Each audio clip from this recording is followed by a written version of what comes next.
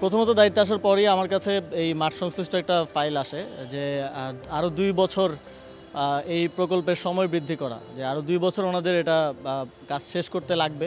এবং তখনকার যে বাস্তবতা ছিল, এই শেডও লাগানো হয়নি বা দৃশ্যমান সেভাবে কাজ ধরতে গেলে বলা যায় যে গত 6 বছরে যেই কাজ হয়েছে, গত 6-7 মাসে আমাদেরকে সেই কাজটা মানে তার সমপরিমাণ কাজ করতে হয়েছে। সিটও পরিবর্তন করা হয়নি, এগুলো লাগানো ছিল না, মাঠেরও যাচ্ছে তাই অবস্থা ছিল।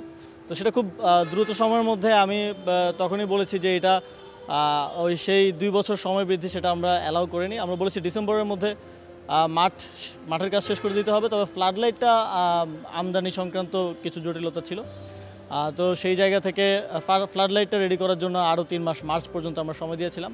তার থেকে কিছু বেশি সময় লেগেছে, তবে আমরা খুশি যে এটা এই জুনেই আমরা একেবারে আন্তর্জাতিক খেলা হতে দেখতে পারবো।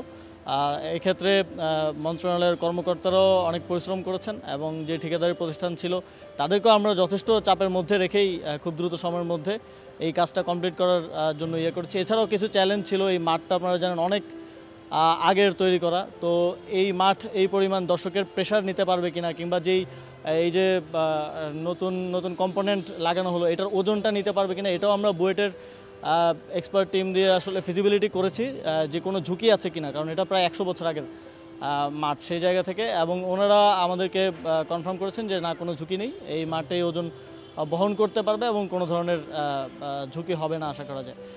তো সেই জায়গা থেকে সব কিছু মিলিয়ে আজকে এই মাঠ খেলার জন্য প্রস্তুত আছে। আমরা আশা করি যে আমাদের দিক থেকে আমরা আমাদের সর্বোচ্চটা দেওয়ার চেষ্টা করেছি। এখন আমাদের বাকিটা টিমের প্রতি প্রত্যাশা থাকবে যে তারাও ভালো খেলবে। বাংলাদেশের মানুষের ফুটবলের প্রতি যে একটা নতুন আকাঙ্ক্ষা তৈরি হয়েছে সেটাকে তারা ধারণ করতে পারবে এবং সেই এক্সপেকটেশন অনুযায়ী ফলাফল দিতে পারবে। For more updates, subscribe to our YouTube channel and click on the bell icon. Follow us on Facebook and Instagram. Download T-Sports app to enjoy exciting games and highlights. Visit tsports.com.